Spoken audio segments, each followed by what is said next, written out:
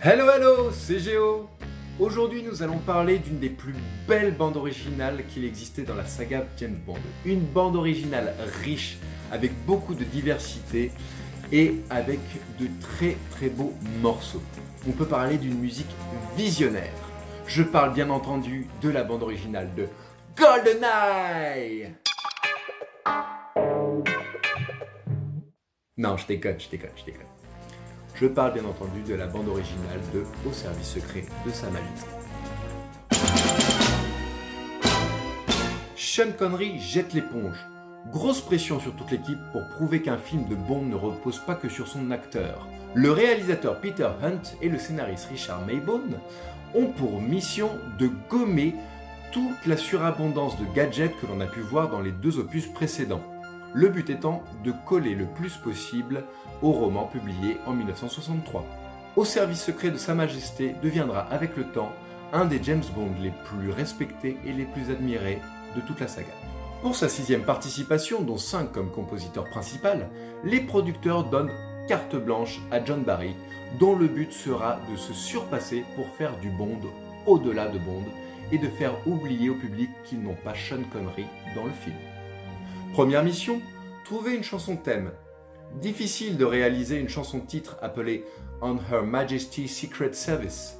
C'est assez compliqué à intégrer dans le texte et selon Peter Hunt, une telle dénomination sonne comme une marche militaire.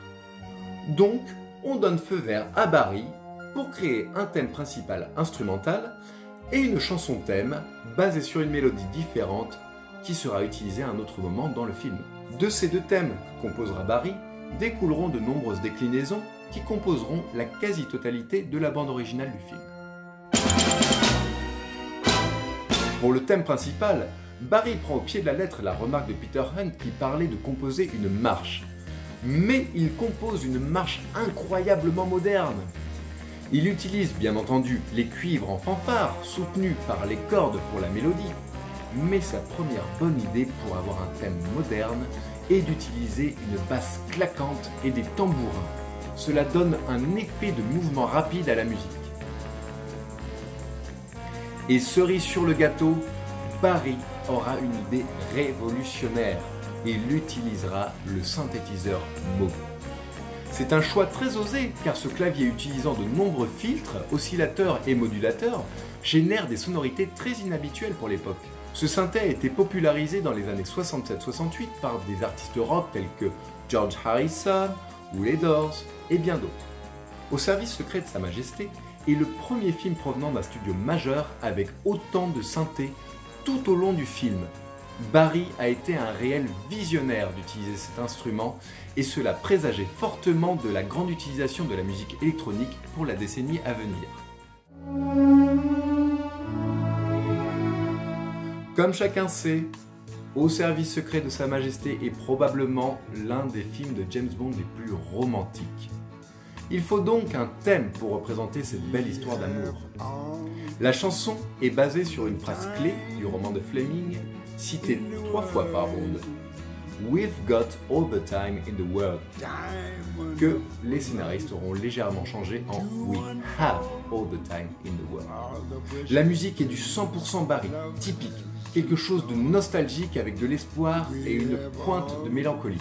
Juste ce qu'il faut pour que deux âmes perdues se retrouvent l'une l'autre.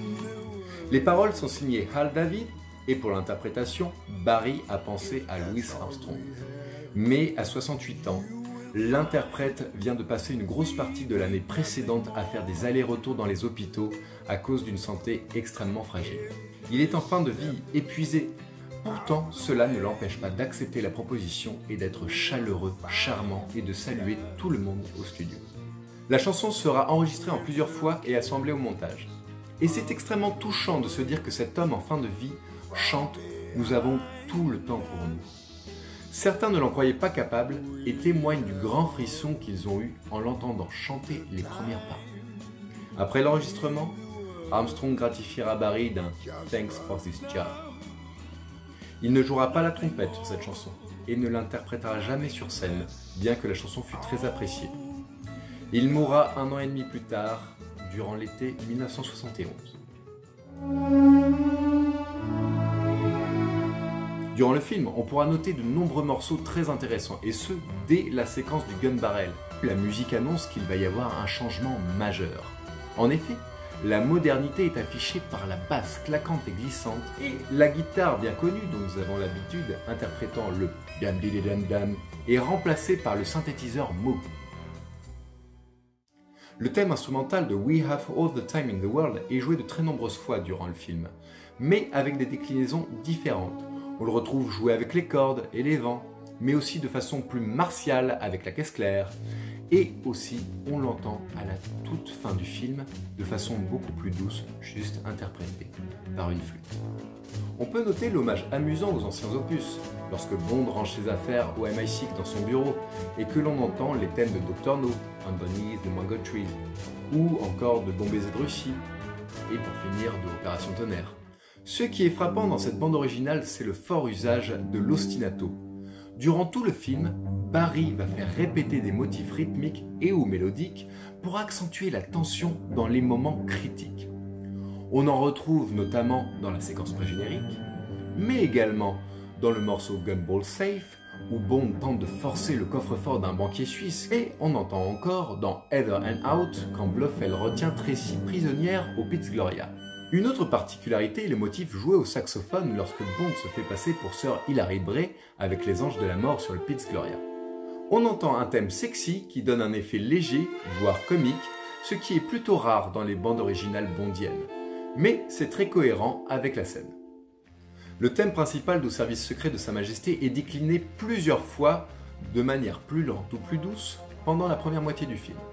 Il sera ensuite utilisé pendant et après la poursuite à ski dans la plupart des autres scènes d'action. Beaucoup d'autres thèmes pourraient être cités tellement la bande originale de Au service secret de Sa Majesté est riche. Par exemple, Journey to Blofeld, magnifique thème joué lorsque l'hélicoptère survole les Alpes majestueuses, mais aussi la chanson Do You Know How Christmas Trees Are Grown, interprétée par Nina van Pallandt.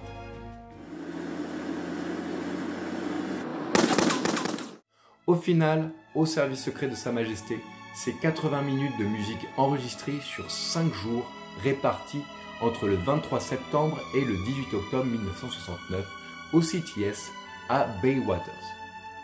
Et la BO est un carton. Bien que les critiques descendent George Lazenby, et lui seul, ils encensent la bande originale en disant qu'elle est à la fois poignante mais aussi puissante.